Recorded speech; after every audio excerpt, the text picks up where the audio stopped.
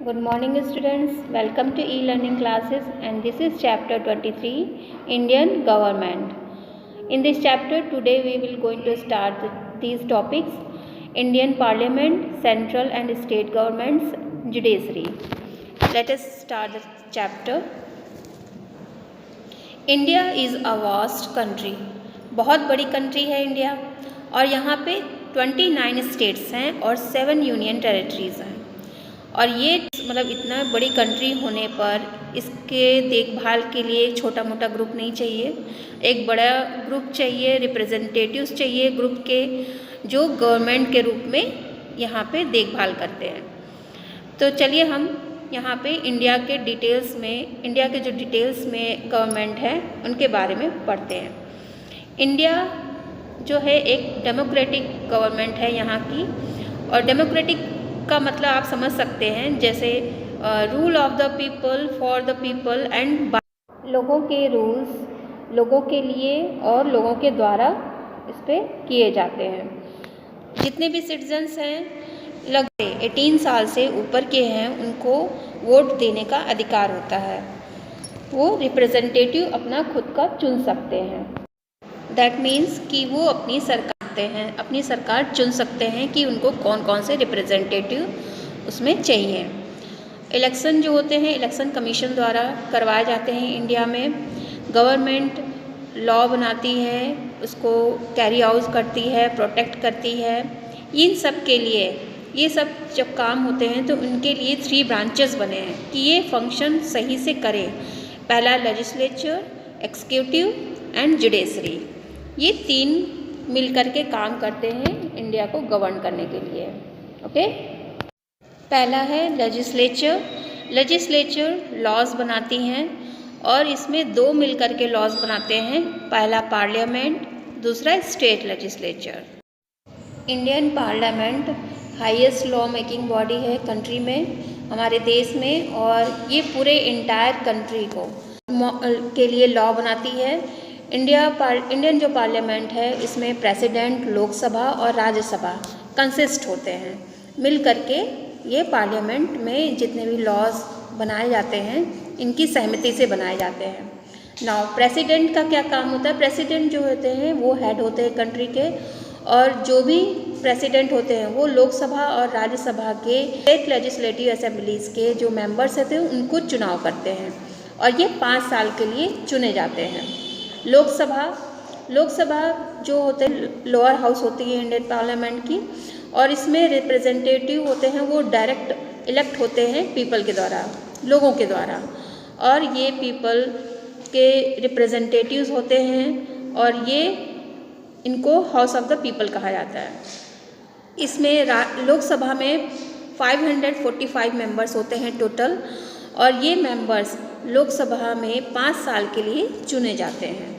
राज्यसभा में ये upper house होती है पार्लियामेंट की, इंडियन पार्लियामेंट की अपर हाउस होती है, और इसमें मैक्सिमम राज्यसभा में 250 मेंबर होते हैं, और 250 मेंबर्स जो होते हैं ये उसमें से 238 मेंबर्स जो होते हैं लेजिस्लेटिव असेंबलीज के द्वारा चुने जाते हैं, वेरियस स्टेट से आते हैं, और 12 मेंबर्स नॉमिनेट होते हैं प्रेसिडेंट के द्वारा, वो प्रेसिडेंट उनका चुनाव करते हैं।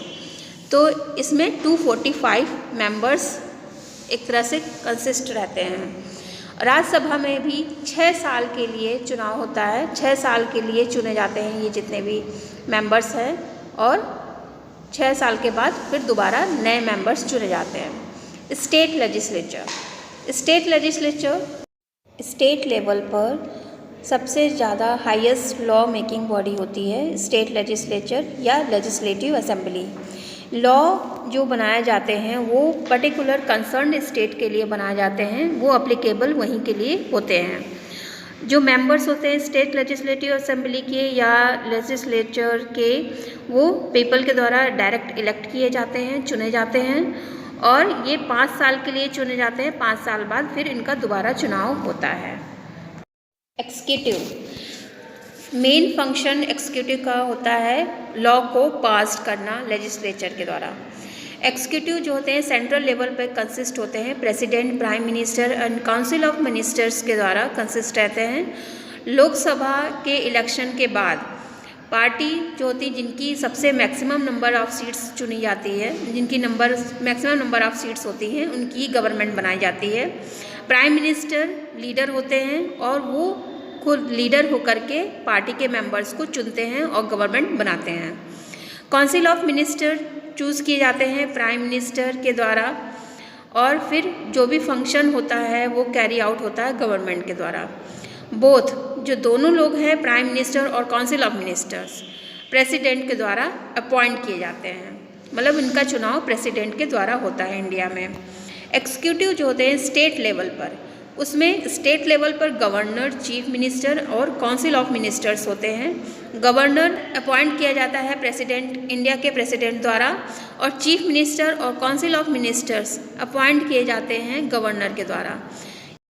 जुडिशरी जो प्रोटेक्टिंग लॉ को प्रोटेक्ट करने का काम जुडिशरी के अंडर होता है, वो लॉ को प्रोटेक्ट करती है और डिस्प्यूट्स से रिलेटेड जो जितने भी डिस्प्यूट्स होते हैं उनको सॉल्व करती है।